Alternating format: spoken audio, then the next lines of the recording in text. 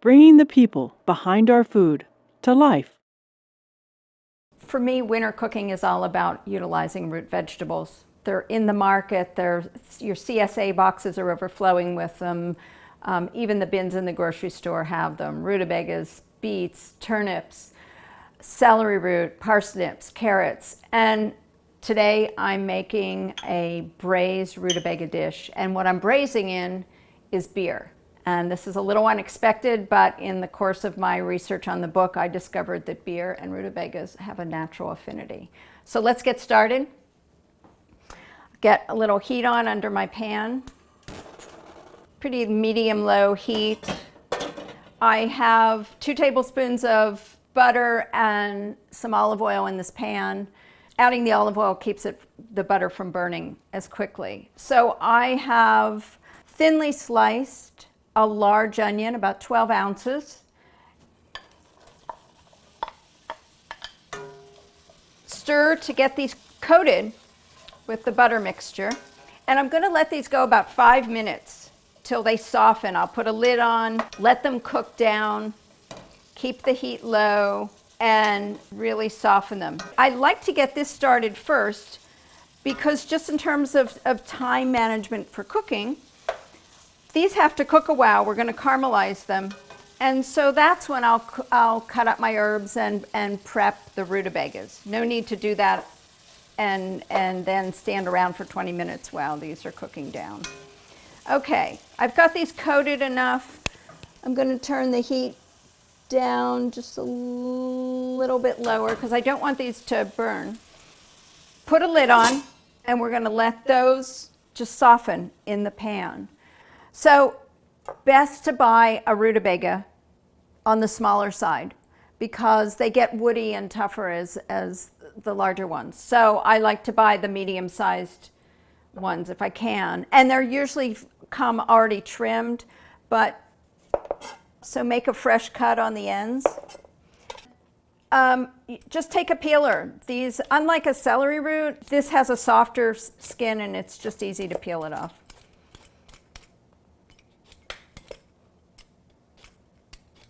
Okay, clean up the peelings. And what I want to do is cut this into wedges. So I've cut it in half. I want thick, half-inch thick wedges. So I just come around. And I already did one in advance, and so we'll finish up this one.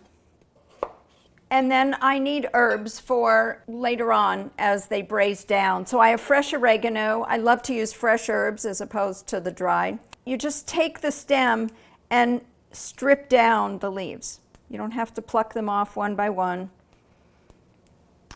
And I need 2 teaspoons of fresh oregano. That should be about enough. And I need 2 teaspoons of fresh thyme. And I just start at the top and slide my fingers down. And any of the really tender little stems at the top, I just chop into it. But the bottom ones are woody. And so we're going to blend these together at the same time, so I just chop them together.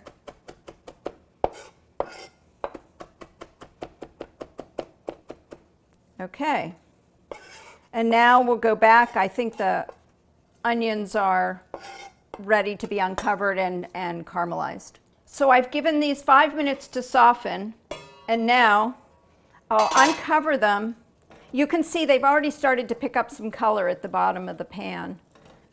I'm going to adjust the heat a little. You have to be, caramelizing onions takes patience. The real trick here is to get these to brown without burning them. And so it's a slow cook, low heat, and just let them do their thing. This will take about 15 minutes, and we'll just let these cook down and get a beautiful color on them before we add in the salt and the spices. All right. I've got these onions now beautifully cooked down and caramelized. There's this just gorgeous edge to them. And this is the point where I add in the salt and the spices and the brown sugar. So 2 tablespoons of dark brown sugar. Okay, let me just break that up a little.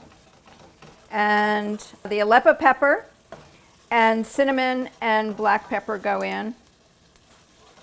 And what I want to do is just break down the sugar and get the fragrance, the aromatics of the spices coming through. There's the salt. I know it seems like a lot of salt, but my stock has no salt in it, and this is when I want to add the seasoning in. So the recipe calls for 4 teaspoons of kosher salt. I've added in a tablespoon right here. We'll see whether we need more. Okay, perfect. And I'll grab the rutabagas. Those get dumped in. I just give them a second to get coated. So this is about a 10-inch deep saute pan. It's a perfect size for this recipe. And I'll grab roasted vegetable stock. So I've got a vegetarian recipe, not gluten-free unless you want to use a gluten-free beer. The beer to use in this is a porter style beer because it doesn't give you a bitter finish. It has a really nice rounded finish when it cooks down. I'll adjust the heat up a little bit till it comes to a simmer, and I'm going to put the lid on, and when I hear it bubbling away, I'll turn the heat down. And then this is going to go about 20 minutes, and we'll test the rutabagas and see if they're fork tender but not falling apart. And then we'll reduce the liquid down, and they'll be ready to go. It's been 15 minutes. I'm going to check the rutabagas and see if they're fork tender. And if they are, we'll take them out and reduce this liquid. Oh, they're perfect. Okay, let's get these out of here.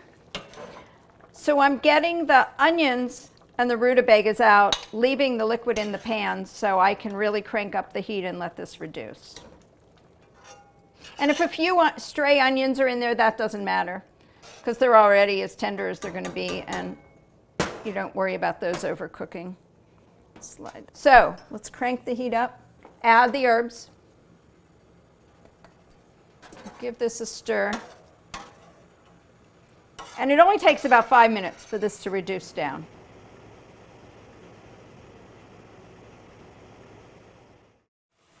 This is reduced about, easily by half. And I've got this nice, thick, syrupy mixture in the pan. And so at this point, I'm going to take the rutabagas and onions and turn them back in. Okay, so that I can just gently glaze them with the syrup. One of my favorite things to serve with this is roast pork, a good roast chicken. It's perfect with these. Even braised chicken thighs be perfect. The dark meat and the rutabagas go really well together. So really at this point, all I'm doing is heating this through, just letting it, you can tell I haven't turned down the heat. It's still really cranked up. Just letting these glaze for a second in the mixture, and then they'll go back into the serving dish, and voila, we've got beer braised rutabagas. Okay.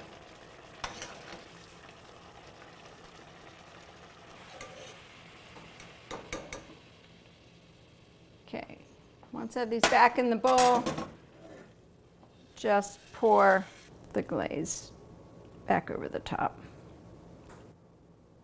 There we go.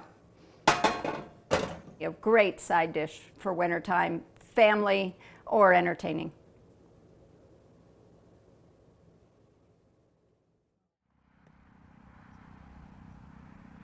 The challenges of growing in the winter. You know, you're watching the news and the weatherman says, and here comes an Arctic front. You're saying, how Arctic is it? Because between that and a windstorm, those are the two things you don't want to hear when you're growing in the winter.